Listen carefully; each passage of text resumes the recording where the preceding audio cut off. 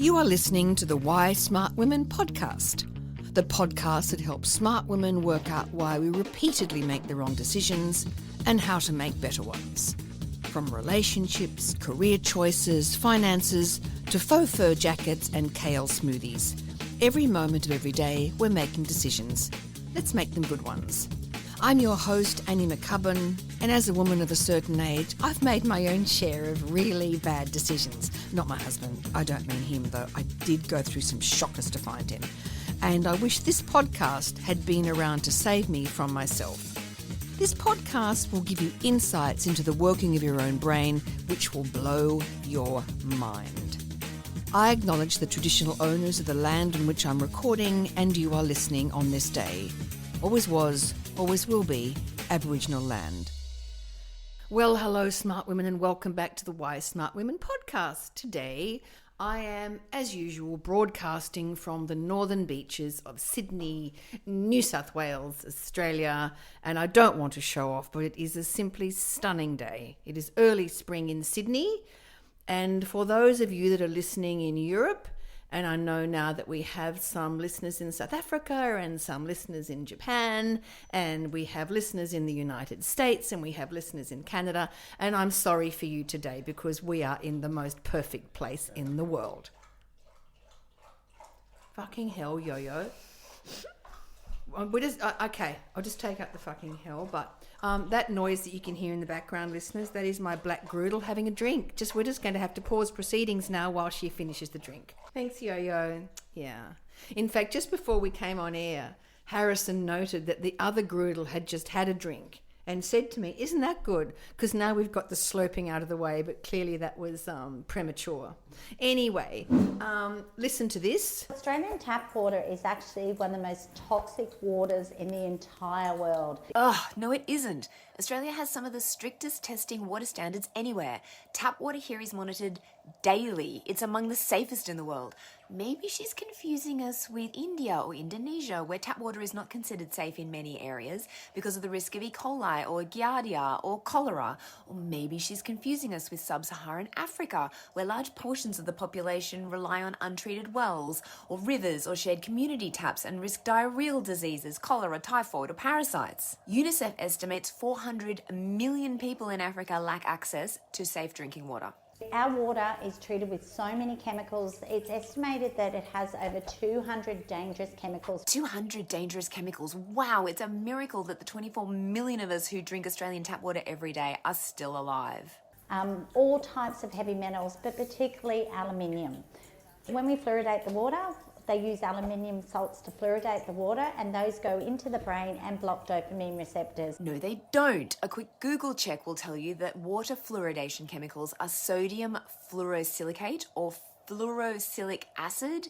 If they used aluminium salts, as she's suggesting, that would be aluminium fluoride or aluminium fluorosilicate, which are compounds in chemistry, just not the ones used to fluoridate the water. The aluminium salts used in water treatment are aluminium sulfate, alum, or polyaluminium chloride, used in some treatment plants, but that's for clarifying dirty water, to make the particles clump together so they can be filtered out. I cannot imagine what is in it for her to be making up this stuff, but it's not accurate, it's baseless, it's stupid. I mean, when you ask anyone, where do you think has the most dangerous drinking water in the world, no one is coming out with Australia in the number one position. It's fear-mongering at its worst, and for what reason?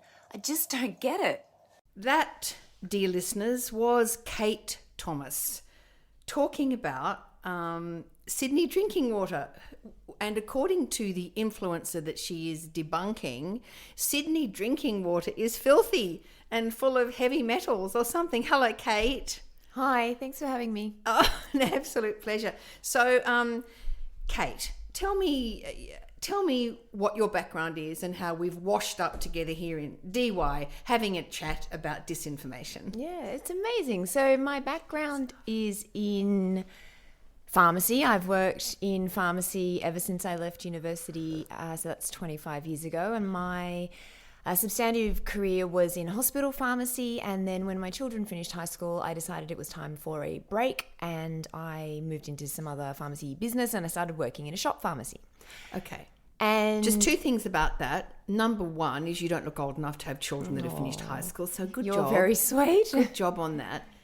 Secondly, it would appear that you actually have some degrees and you have some authority to be talking about science because you went to university and studied it. Yeah. As apparently, as opposed to just talking about, I don't know, spike proteins or something because you read it on Google. Is that right, Kate? Yeah, so I studied and then I worked it and lived it. And when I had my career break, I needed to keep my my clinical practice up to speed. So I started working at a community pharmacy. I'd never worked in a community pharmacy.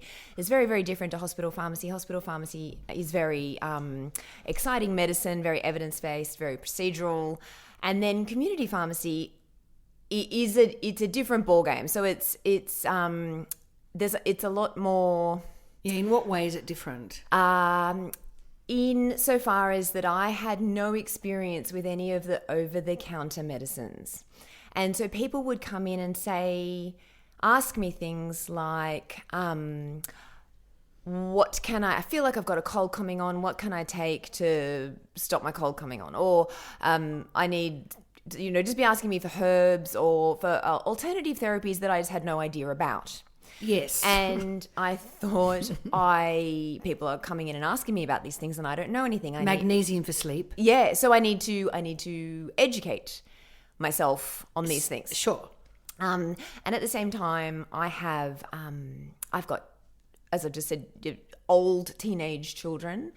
And my daughter was doing the HSC and she came down to me one day and said, can you make me a saffron latte? Because I heard this lady on TikTok say that it's great for anxiety. And I was like, I missed that lecture at uni or maybe it is and I just don't know. So I had to download the TikTok app and I just got sucked into this world of wellness woo. And I would be... saffron lattes, turmeric everything? Turmeric everything? Turmeric everything.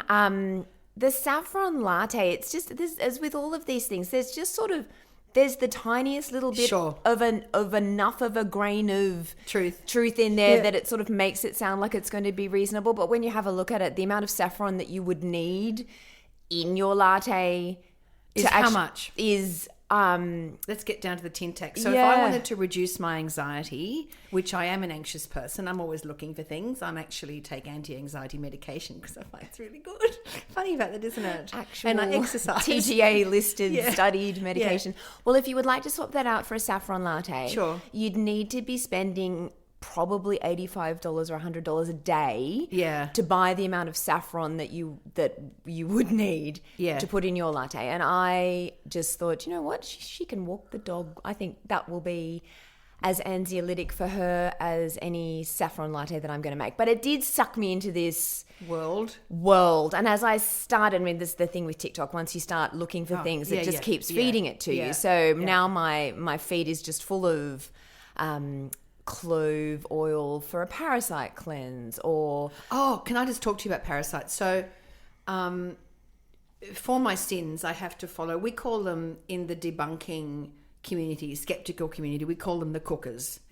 Cookers. Yeah. So for my sins, I follow a lot of cookers because I need to keep up with what the latest is on pseudoscientific offerings.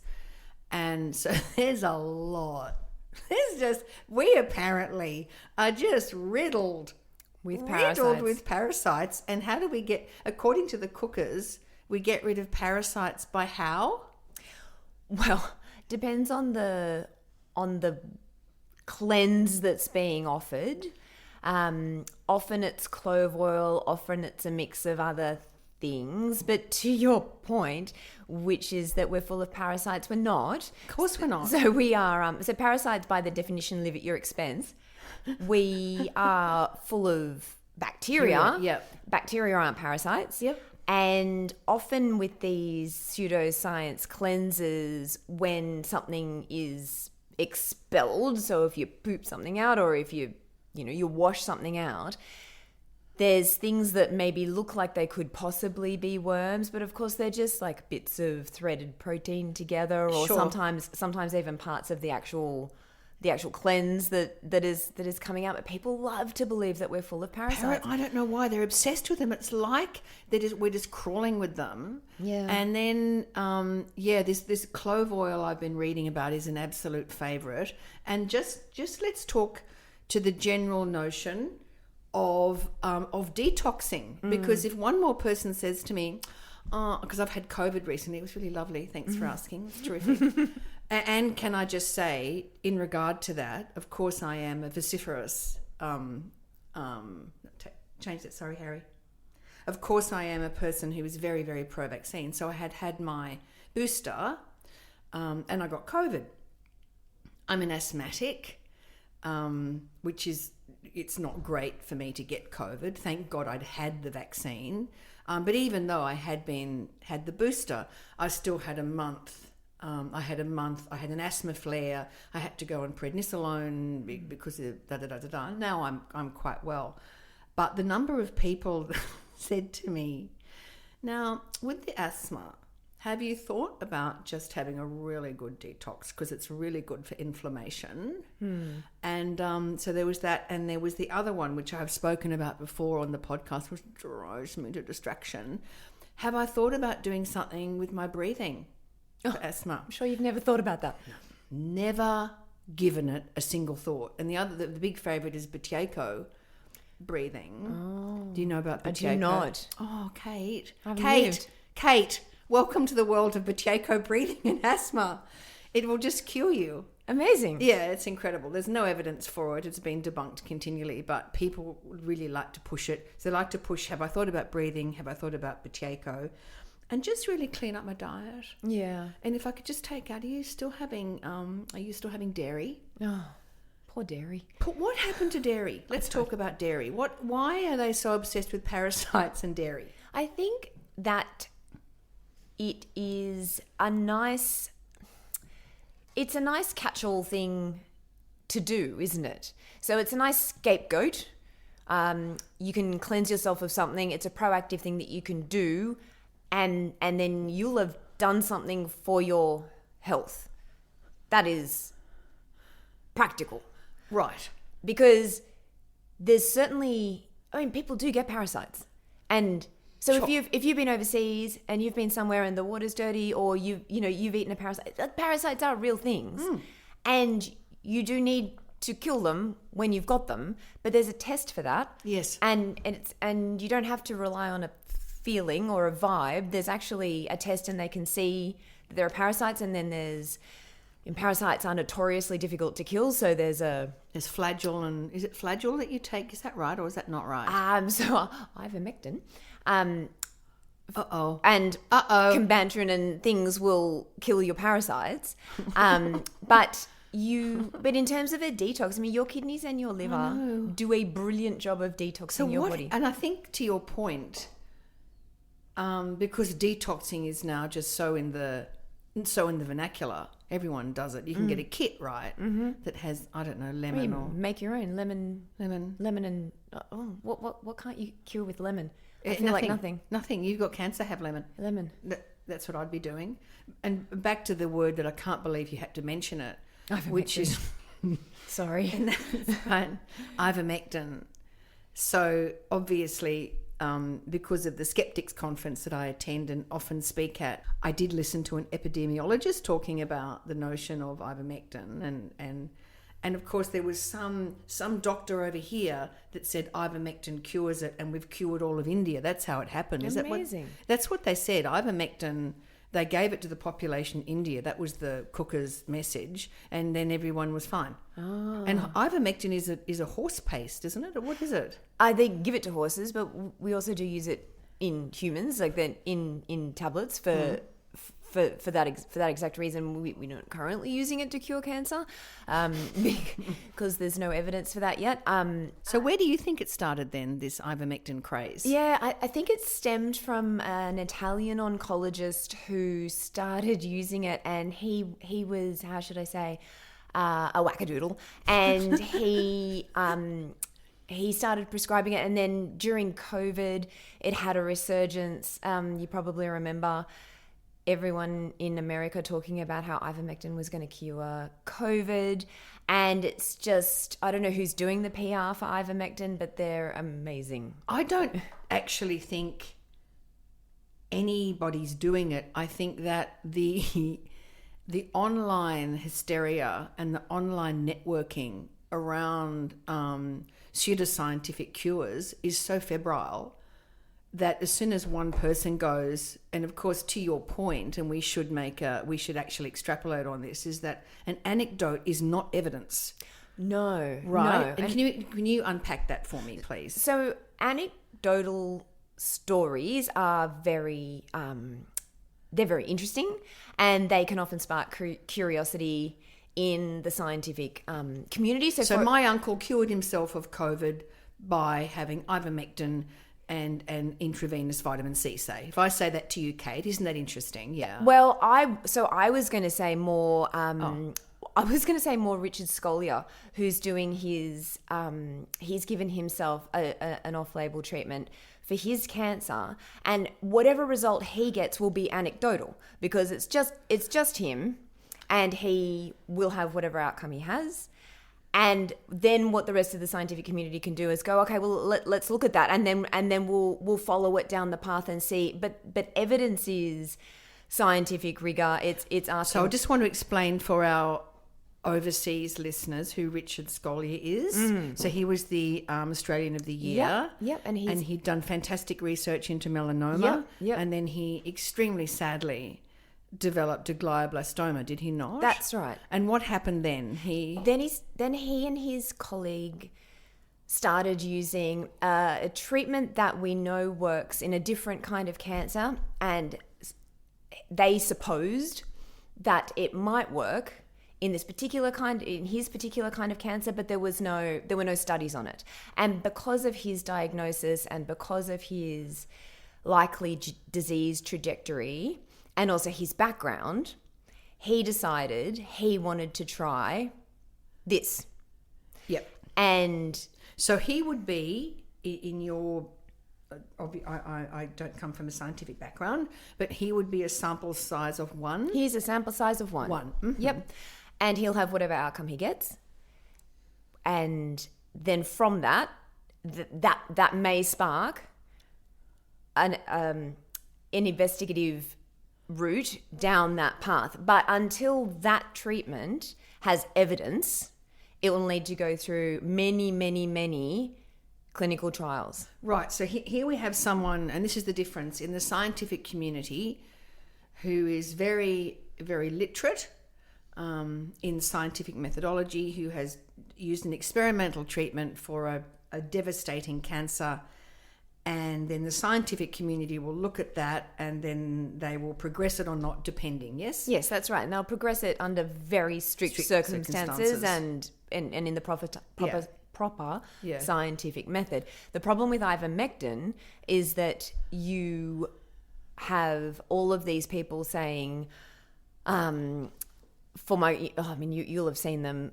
I have seen them. I've cured my stage 4 brain cancer using ivermectin, and the problem with that is that people are so desperate. And I understand they're vulnerable. Of course they are. So they are so desperate and they are so vulnerable and they are clutching at absolutely everything. And medicine doesn't typically talk in absolutes. So medicine is really, you come in with your symptoms. What is the most likely thing that is wrong with you? We'll investigate that.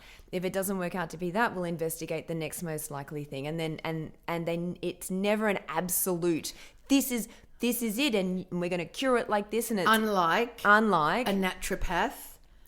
Exactly. Yes. So unlike all this wellness woo, which is, I know what's wrong with you and I can fix it with this. And that's really attractive to people who are trying, I think honestly trying to do their best, and also losing faith perhaps with a traditional medical system, especially in America.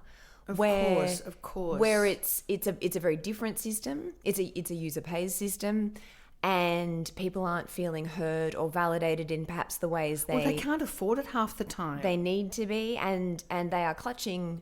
So I wondered, to that point, is it cheaper to go and see an alt med like a naturopath or a herbalist in America? It's an interesting point.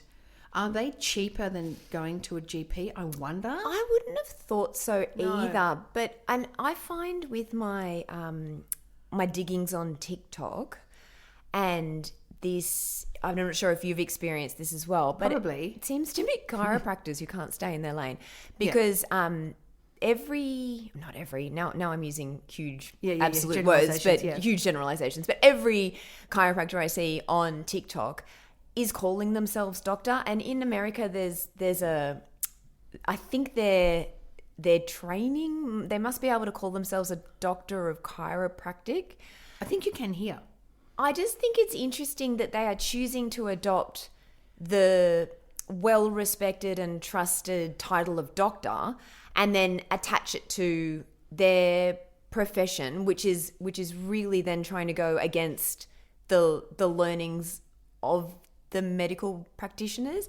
And I see. Do you see what I mean? Yeah, They're calling themselves doctor because it gives them validity. But they're anti-mainstream medicine, aren't Yeah. they? Pretty much. Yeah. But I can't imagine a private appointment with your chiropractor, your wellness cheaper. chiropractor, is going to be cheaper. But there must be something.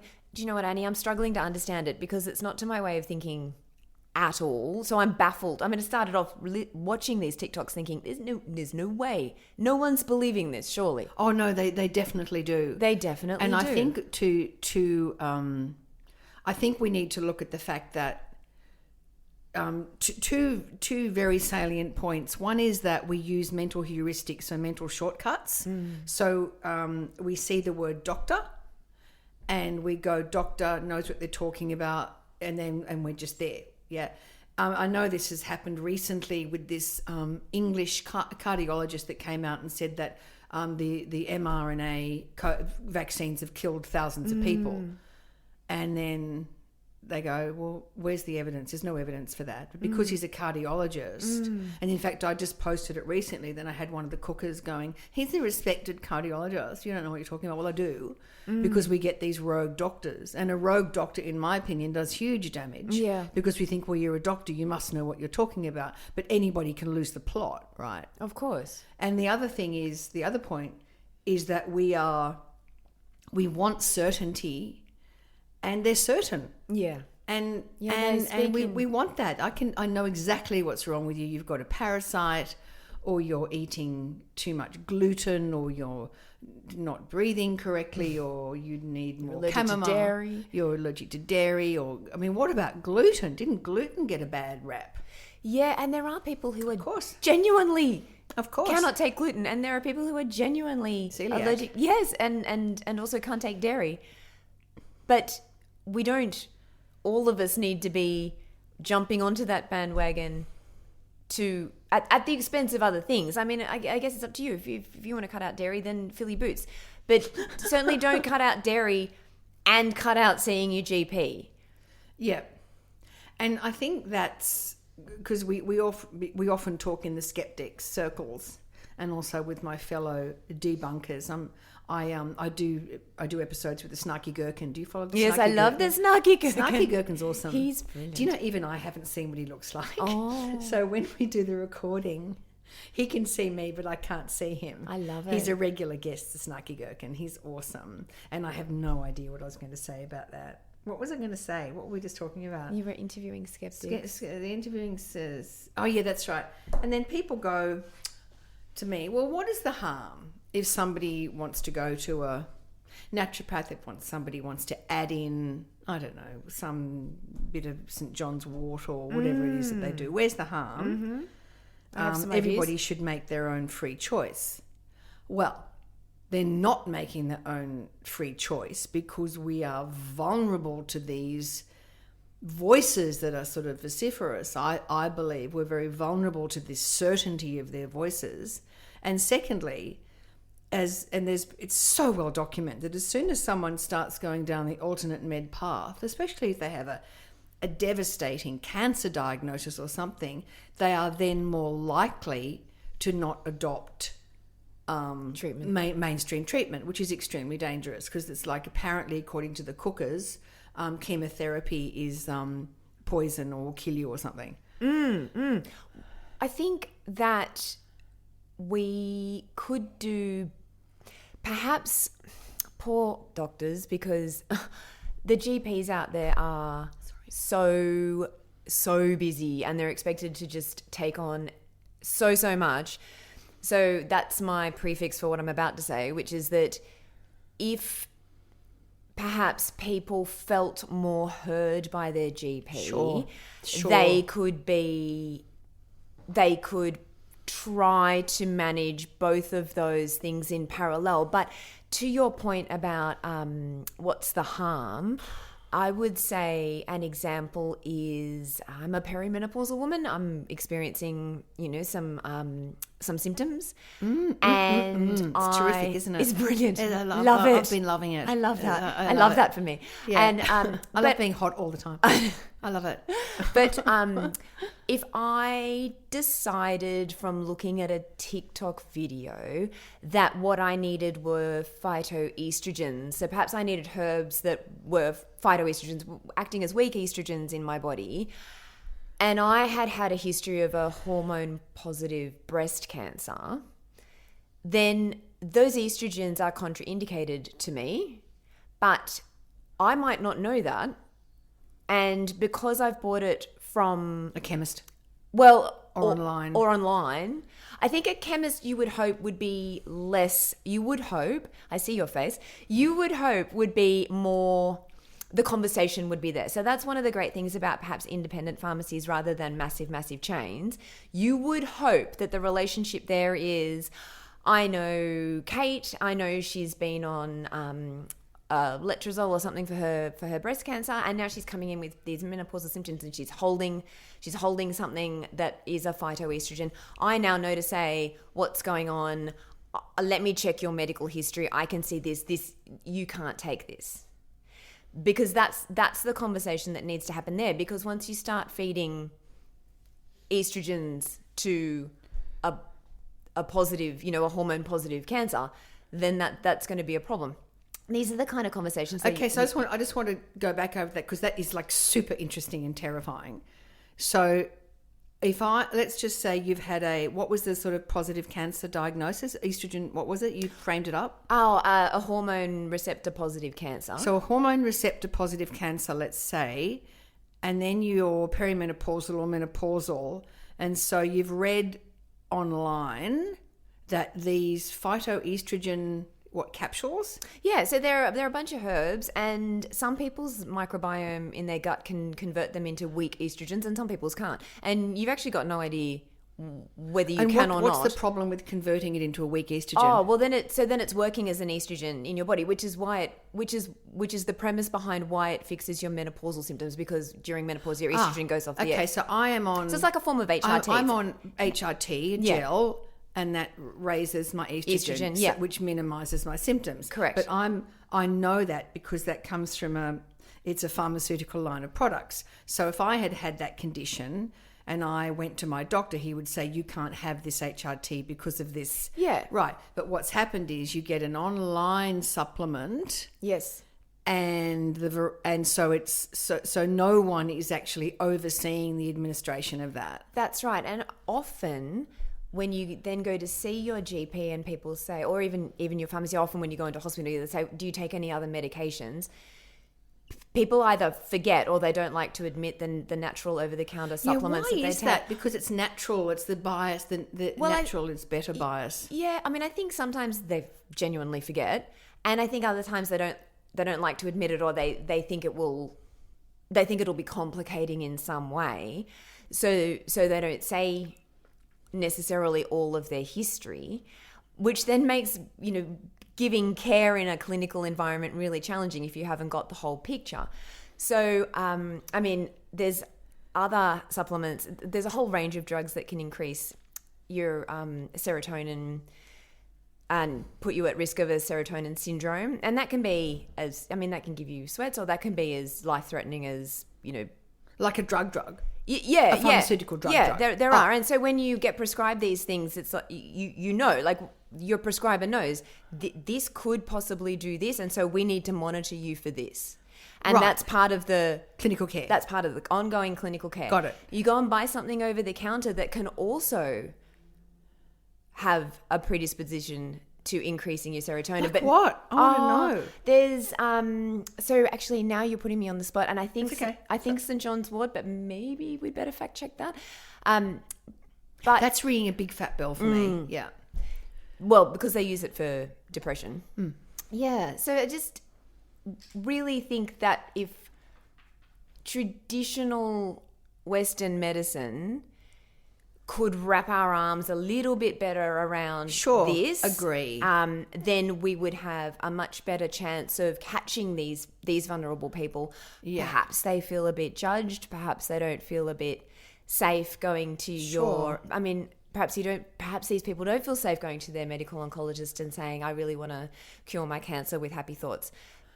And I guess if you encounter a patient like that, then you really have to spend the time taking them on the journey. And I know that that's a ridiculous thing to say because these people are so busy. Well, but they are busy, but and just to counter the narrative that, because I know a lot of the alternate medicine, narrative is that doctors are just in the pocket of big pharma, and they're just they get paid every time they write a script. which is not true. Well, it's not true in Australia. Not true.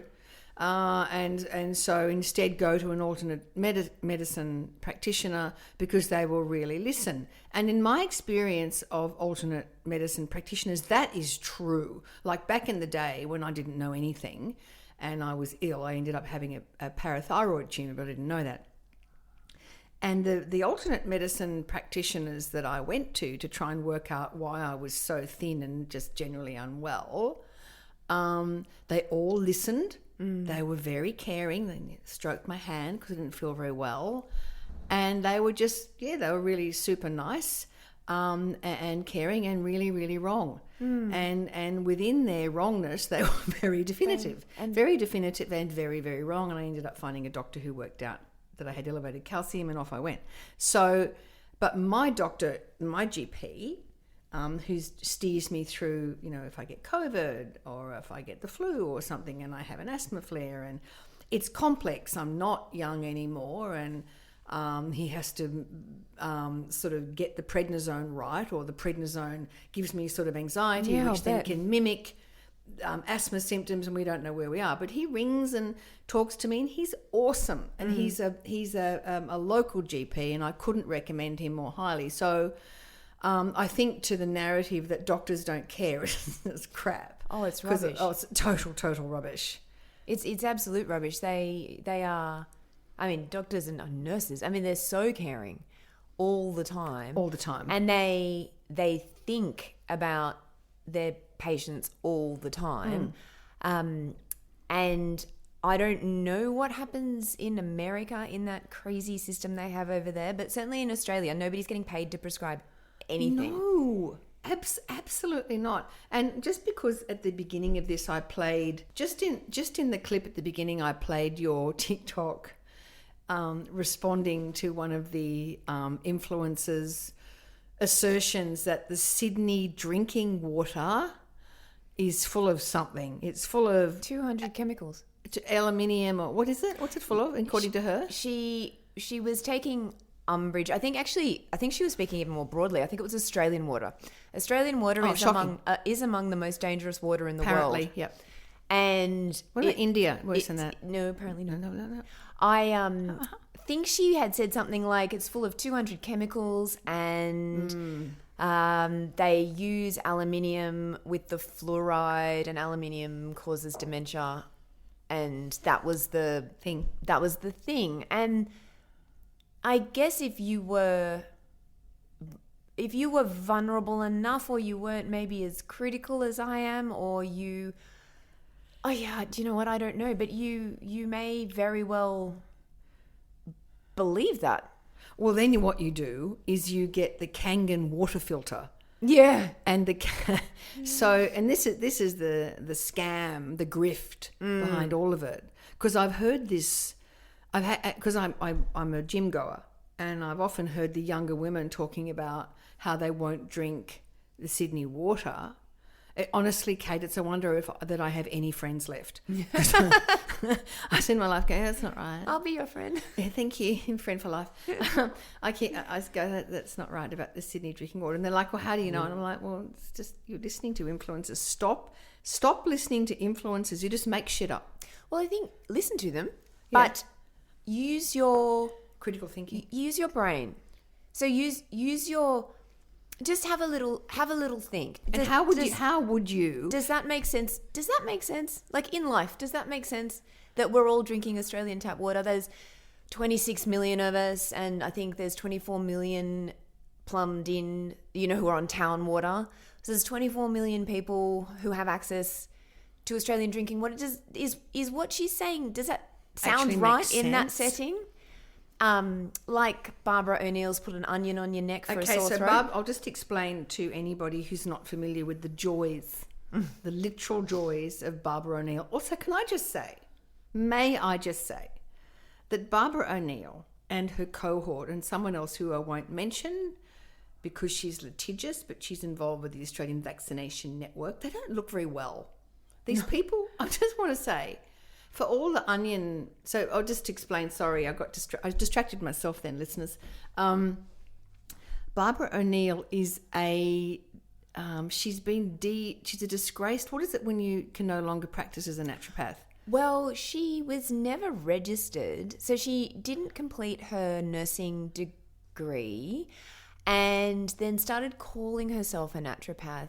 I don't know that. But is there a body? She has no. So naturopaths aren't registered, they're not registered with the Australian Health Practitioners Registry body, like pharmacists and nurses and optometrists and doctors and even Chinese medical practitioners. They're all registered, and naturopaths don't have to be registered, and then therefore there's this wide range. So there's now a huge wide range of naturopaths, and some are extremely good and very knowledgeable and have good learning and can work alongside. Oh, hang on, let's go back to that. I didn't know that. Yeah. What? Say that word again. Who's knowledgeable? So there are definitely your face. There are definitely naturopaths out there who are thoughtful, clever people, and they have done. They've done study, and they have things to offer. Like what? I actually work with a pharmacist who is also a naturopath, and she's amazing, because then in the shop, when somebody comes in and says, I want berberine, and I go, I don't know what that is. I don't even know. What is berberine? What is berberine? Yeah, well, I think I think berberine is the natural metformin. So it's the one that you take. It's the natural Ozempic. You take it to... Berberine? Yeah, it's a weight... I've never heard in my whole life of berberine. Hang on, so instead of Ozempic, I could take berberine? Well, not if you want to lose weight, but certainly if you wanted to lose money. But she's amazing at that. So people will come in and say... So she's got her pharmacist hat on and her naturopath hat on, and she can talk to those people. She can speak their language and she can explain it, and she's amazing. But then the other end of that... Can we go back to berberine? Just because I really like the name. Is berberine... Is that nonsense? It's a herb of some description. And what is it? And it's meant to be the natural metformin. And metformin is I know. Metformin. It's used for type 2 diabetes, but it's also used in polycystic ovaries. It's used to sensitize insulin. But berberine is the... Does it do anything? Well, I don't think that there's been... And again, we may have to just fact check me on this, but I couldn't quote you a study where berberine has... actual activity, so not a high quality study. Okay, so that's berberine. Can't go back to her, this naturopath. So she knows that. What does she study then? What can she offer from her naturopathic practice? Yeah. So she can offer. She's got a critical way of looking at natural therapies and the way that they are tested. So there's some that are listed on the TGA, and then there are a whole lot that aren't. Oh, right. So she's really good at cutting through that kind of rubbish, where I am not so good at that. Hang on. So some of these, For listeners who are unaware and don't live in Australia, the TGA is our Therapeutic Goods Administration. But to the best of my knowledge, the TGA is very overworked and doesn't have a very good oversight. Would you agree with that? The TGA it's our regulatory body, and it's sort of as, how do I say, it registers medications and it also lists them, and there's a difference. So, can you explain? That's awesome. So prescription medications are registered. Registered, yep. And to get registered, you have to provide X number of clinical trials or whatever the process is. It's intense. Yeah. To be listed. That's a level down. So to be listed, you have to let them know you're selling it, let them know what's in it, and let them know what claims you're going to make. But they're not going to test it all. This is what happens to me. I have to drive past Mr. Vitamins, every day. And Mr. Vitamins, which has muscly people on a poster outside it, and lists herbs of gold. At the front, there's herbs of gold. And if you walk into Mr. Vitamins, there is literally like aisle after aisle after aisle after aisle of vitamins that can pretty much, according to the bump on it, do everything for you, right? So the Therapeutic Goods Administration could not be testing or would not have listed all of those vitamins and supplements that are sitting in Mr. Vitamins, yes? Yes, correct. So what's the method? So, okay, why would you list something or why would you not list something with the TGA? Well, I guess that's a matter for the manufacturer. And I imagine listing anything with the TGA is a process. It costs you money and it costs you time, and I don't know that everybody's going to do that. So therefore there's a bunch of herbs and remedies that are available that aren't listed or registered, but then there's no oversight of those whatsoever. Yeah. So if I have listed something with the TGA, let's say something like ashwagandha, which I keep apparently is going to completely cure my anxiety. Your anxiety. Yeah. Is that the cortisol one? Is ashwagandha? I don't know, but it's just everywhere. Everyone's ashwagandhaing. So if they've listed it, and I don't know if they have, I think they may. I think some brands have ashwagandha. I don't know. Do you know what? Don't quote me on that. I don't know. Listen, but so now I'm just really confused. So let's just say ashwagandha makes a series of claims, and it says they always they fudge it, right? They definitely fudge things on it. May reduce symptoms of anxiety. They don't, right? Because they can't say will. They can't say will. Right. Yeah. But how is a woman in the world or in Australia? I'll start that again. How do I discern as a consumer what's listed, and how do I work out? Because in my mind, if something's recommended by a naturopath, then it's just a bit wacky because no one's tested it. Yeah, it's really complicated, and it's overwhelming for people, and it's overwhelming for clever people. It's overwhelming for discerning people. Yeah, for discerning people. So I think my message would be, if you're looking for an alternative medicine, or you're looking for something that you feel is supportive, they love to say supportive therapies. It's like supporting your immune system. Yeah. I just wanted to shoot myself. Children in gloves and beanies and mothers running through leaves. That's what I keep seeing in some sort of park. I was running through a park and there's autumn leaves and all winter's coming, and then there is swing and they've got beanies on and they've got little gloves on. The child's looking all cherubic, and it's like, do you want to support your child's immune system? I'm like, and have some sort of fucking gummy. But also, surely the only correct answer to that is yes. I guess because you can't say I don't care. I don't want to support my child's immune system. Yeah, I don't care about my child. Set that question up the right way. The only correct answer is. And then what they do is they want to give you something which is full of, I don't know what they say supports the immune system, but I wouldn't touch that with a hand. I wouldn't go near something that said it was going to support my immune system because I don't think it'd work. So I think then we need a system that educates. So we'll say pharmacists, because I'm a pharmacist and I can talk about that. So we need a system that educates pharmacists from when they're baby pharmacists. Baby pharmacists. When they're little baby With pharmacists. little dummy in their learning mouth. at university Yeah. and they go out into the wide world and they have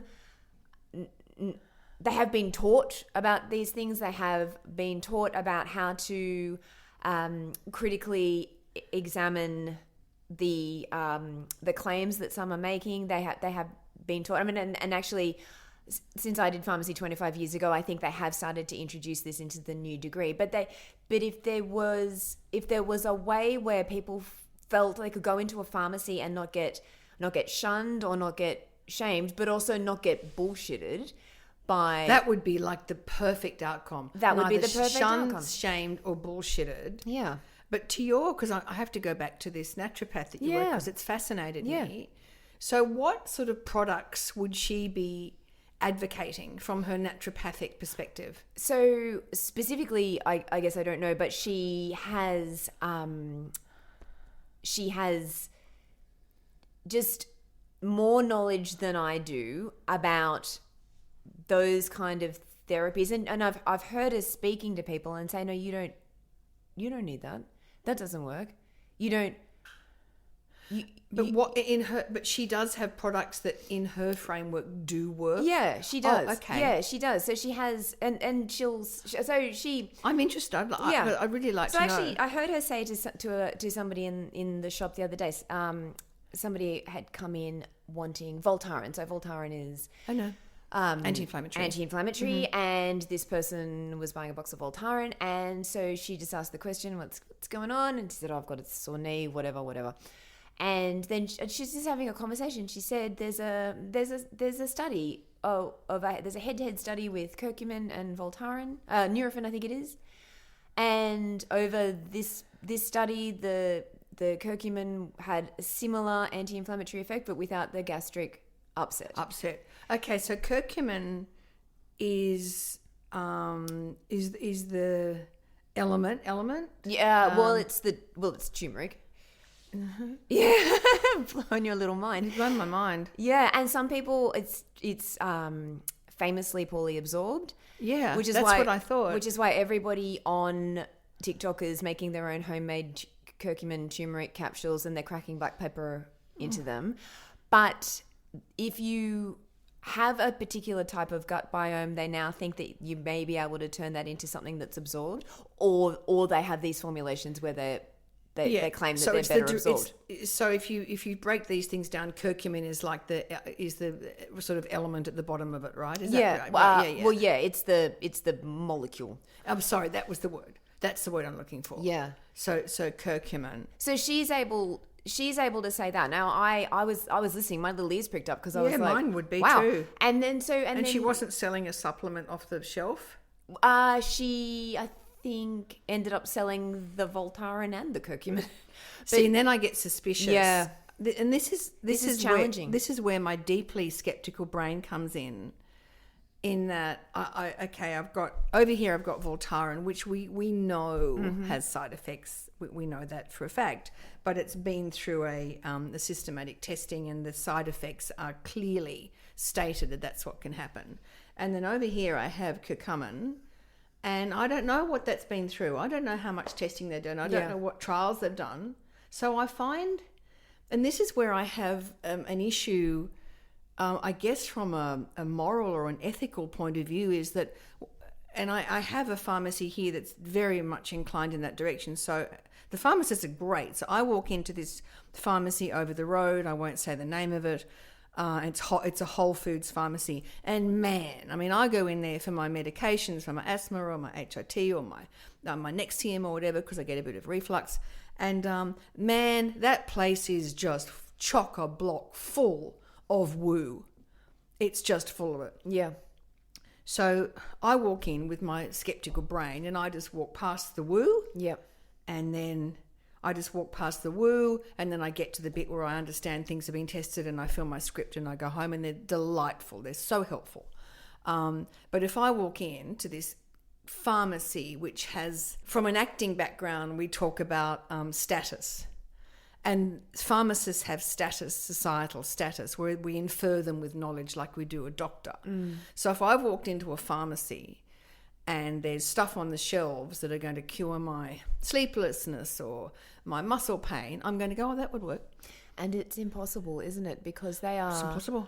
I don't think they should be there. I'm not a owner of a shop, so It's just commercial, right? Work one day. But I guess if it were my business, then I would have a very different view on that. And would you have a naturopath working in your business if it was your business? So in my ideal business, that's a really tricky question, because we have spoken in this conversation about trying to bring people in, and which is what we want. Yeah, which is what we want. So from that point of view, offering more than just the one offering would be maybe meeting people where they think they need that. Yeah, and I guess especially if the person is discerning and saying, no, you don't want Barbary, what was it? Berberine. It's not going to work. From a debunking point of view, I totally get it. Yeah. But because then you could say, well, like, gee, you must be really struggling with this issue, and how can we help you? And yeah, so then they can have more carrots or something. I don't know. Yeah, well, the idea then would, I guess, be to be able to offer because I actually truly hate this word, a more holistic view. Oh, yeah, you've said it now, sorry, Kate. I know. I'm so sorry. I almost had to gag. Yeah, gag on the word. So they are in a very tricky position, because then I guess if you're offering nothing but prescriptions and laxatives and antihistamines and sounds good to me. Insulin buffers, I don't know if there's a business model there. It would be. Maybe there is a business model there. Just for a really small chemist. Just a hole in the wall. Just dispenses, I don't know, antidepressants and laxatives and statins.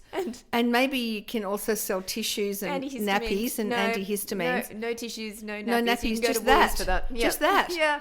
That would be really good. I personally would go. I would there. go to that chemist, because then I wouldn't have to walk down the aisle going, oh my God, stop making that promise. That is so much shit. Well, maybe. It's not a bad idea. Maybe that's a great idea. I don't know. That's not.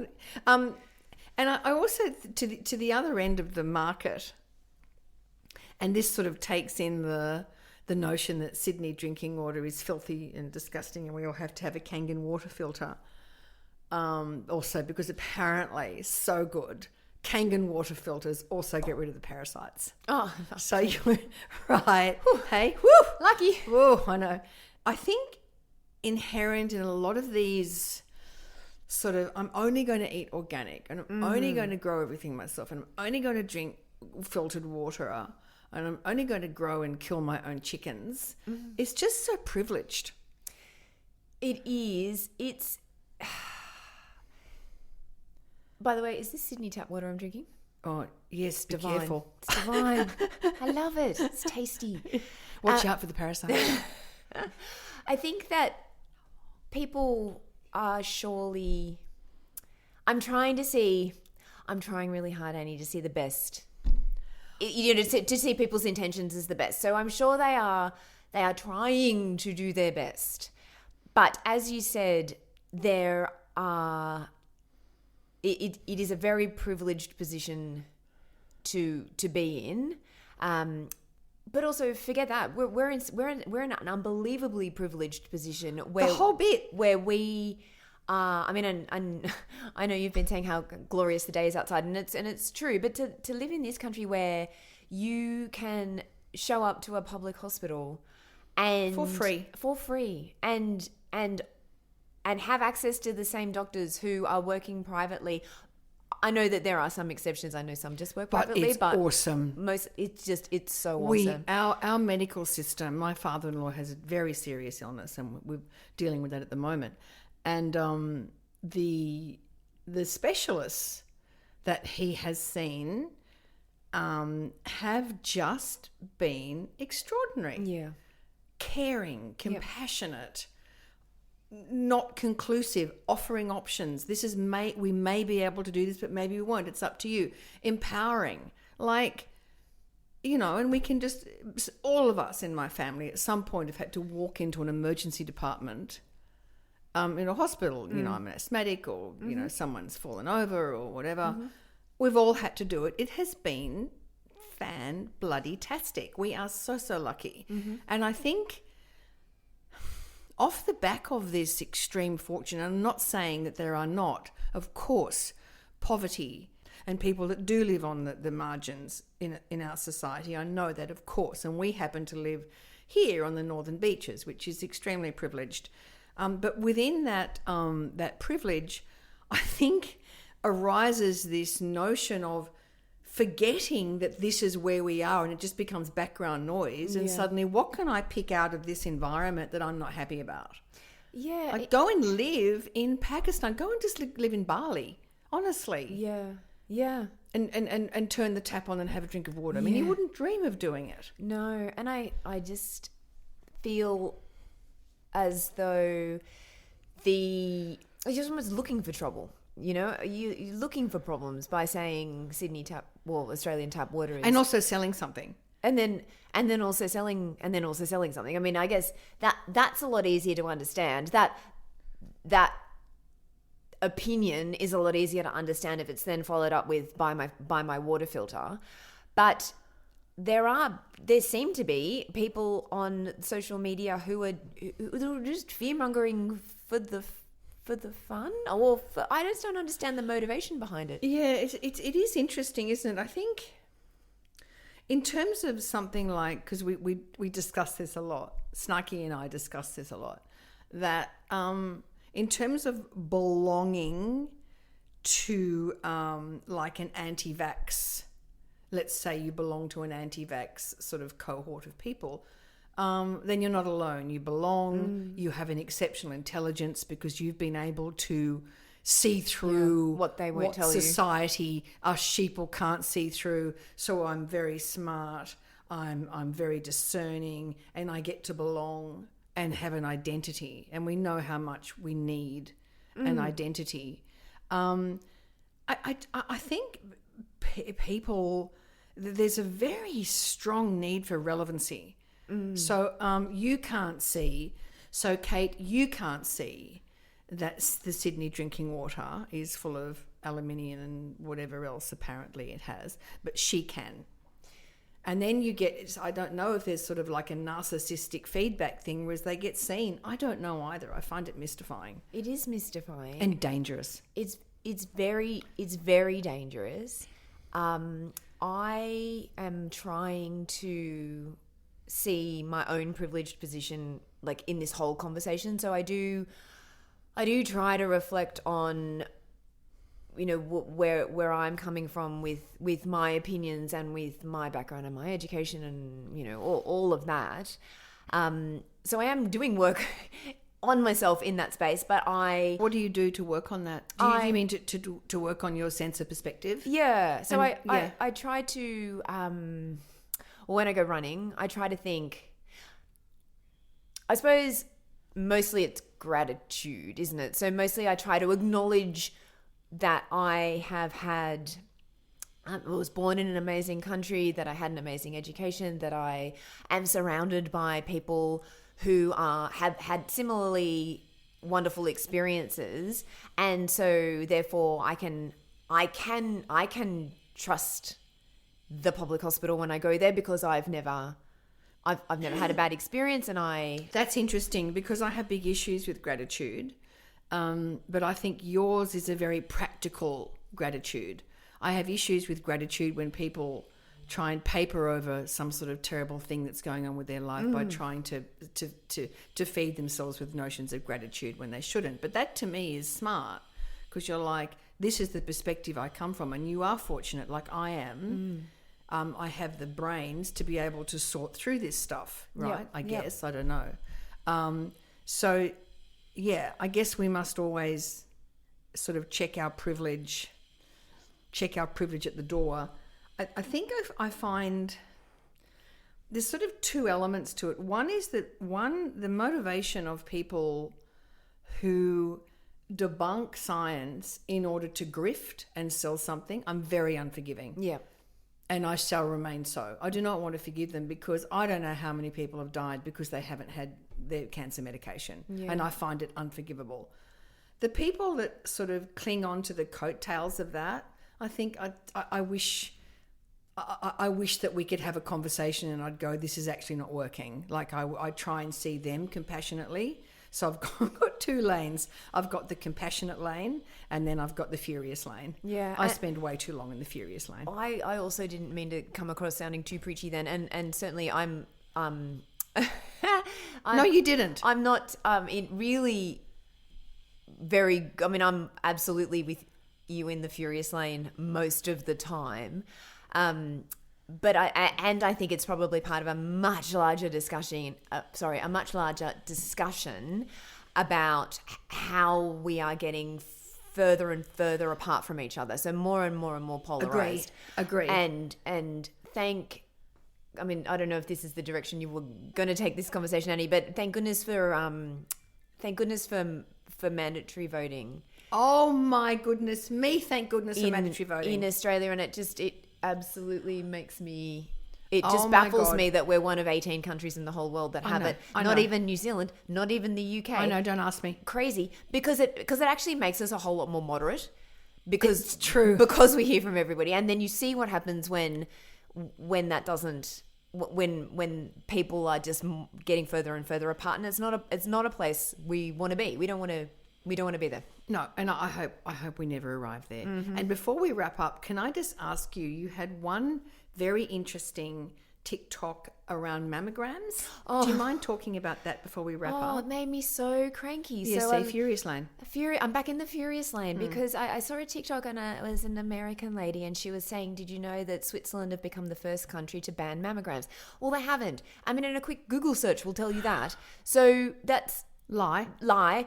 And then she said, why don't I get mammograms? Because I don't want cancer. And they put x-rays through your breast and it gives you cancer. And it just doesn't. I mean, it's the same amount of radiation as you get from living on the earth for about 6 weeks, which we're all doing. So I think that kind of, she's saying, there's plenty of other ways you can check for breast cancer. Well, you can self-check for breast cancer, of course, but it requires you to be able to feel it. And by the time you can feel it, it's big enough for you to feel.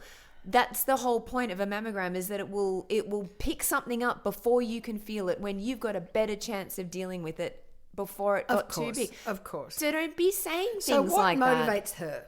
What motivates her? I don't know. I have no clue. So bad. But